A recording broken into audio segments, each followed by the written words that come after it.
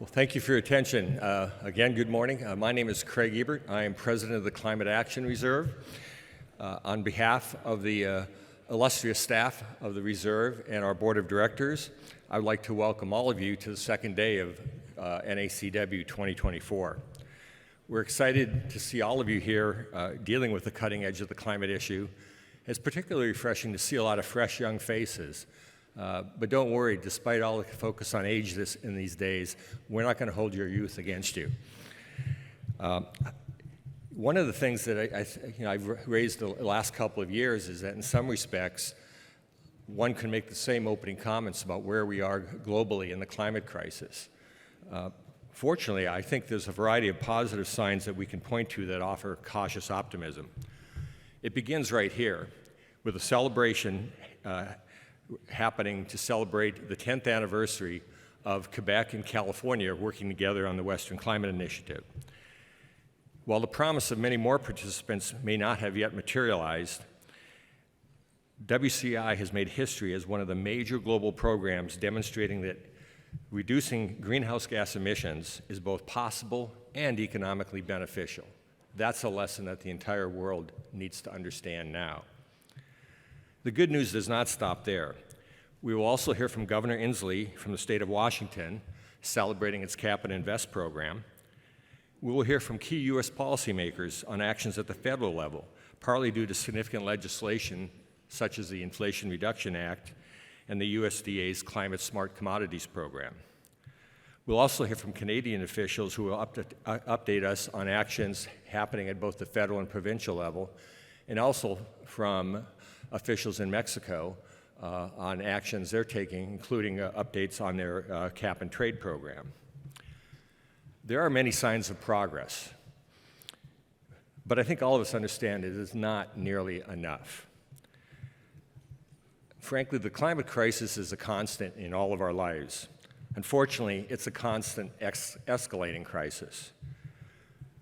Just some of the factoids that we've experienced recently, everyone talks about limiting the rise in global temperatures to 1.5 degrees centigrade.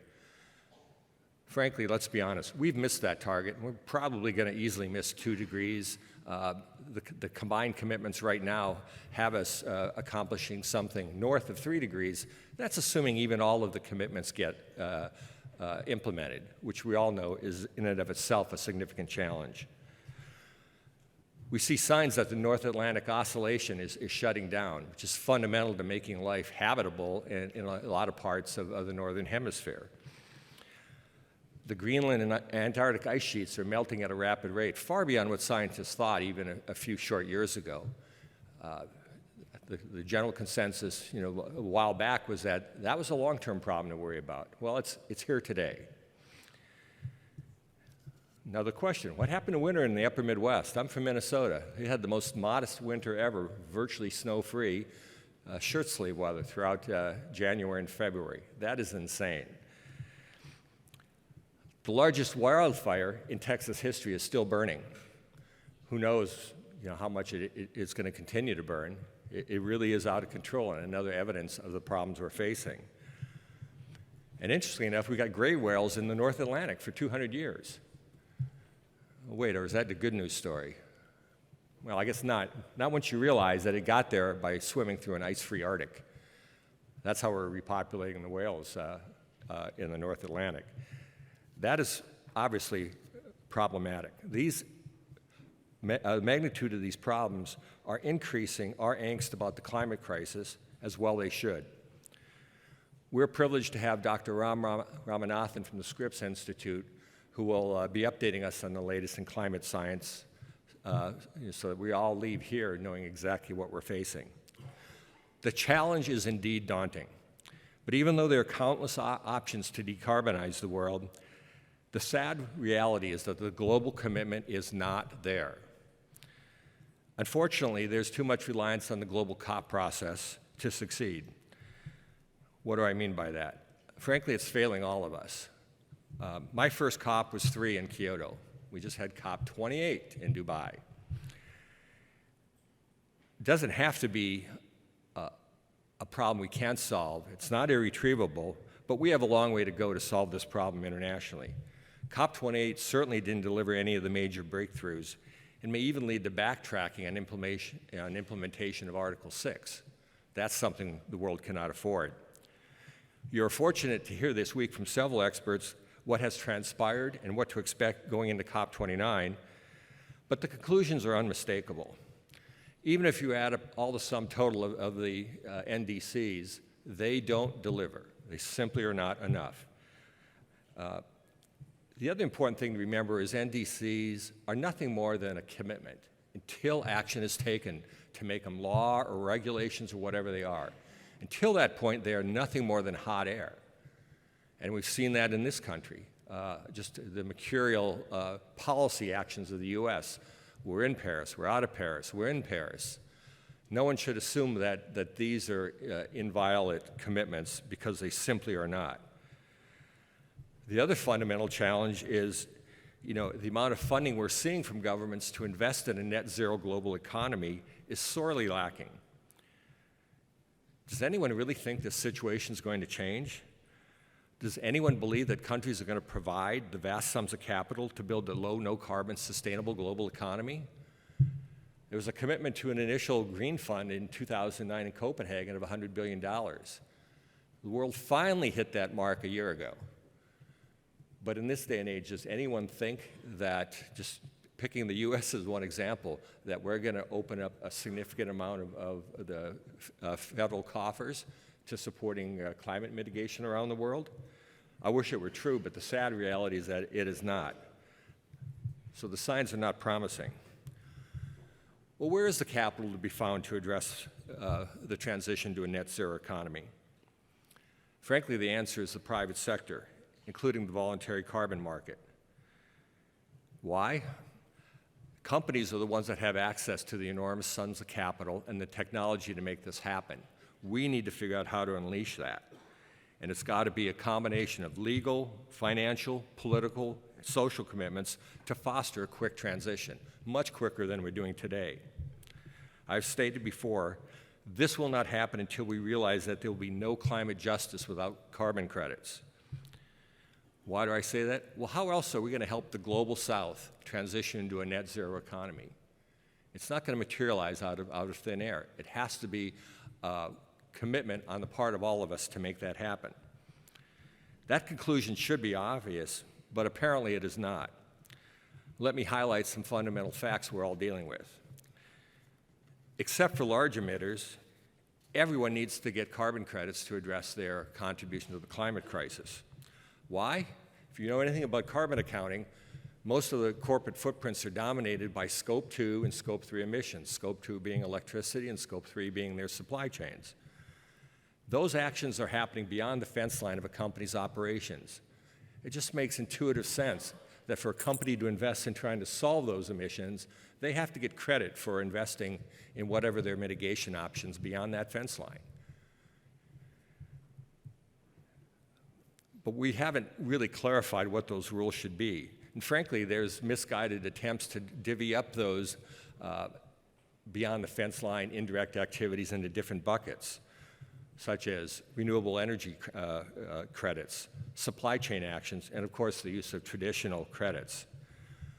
But at the end of the day, a ton is a ton is a ton.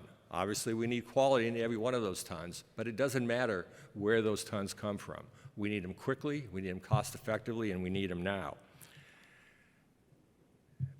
And again, these actions, regardless of what steps a company takes, all involve that company trying to mitigate its Scope 2 and Scope 3 emissions. Yet challenges abound. I mentioned for Scope 2 that there's a reliance on RECs. No additionality tests, no baseline test. Companies are just using them. Supply chain actions. We don't even have accounting guidance on how companies are supposed to get credit for investing in their supply chain. That guidance is apparently going to be forthcoming. I've been working on GHG accounting guidance for 35 years now. Do we really need more guidance than we have at the moment? No, we need action. And when you look at it, any supply chain investment that's available to a company is everybody else's crediting option. That is that there's a global marginal abatement cost curve out there that we ought to be encouraging everybody to tackle as quickly as possible and as cost effectively as possible. But taking a narrow sliver of that marginal abatement cost curve and telling each company, you can only focus on that portion of that vast global marginal curve that applies to your operations.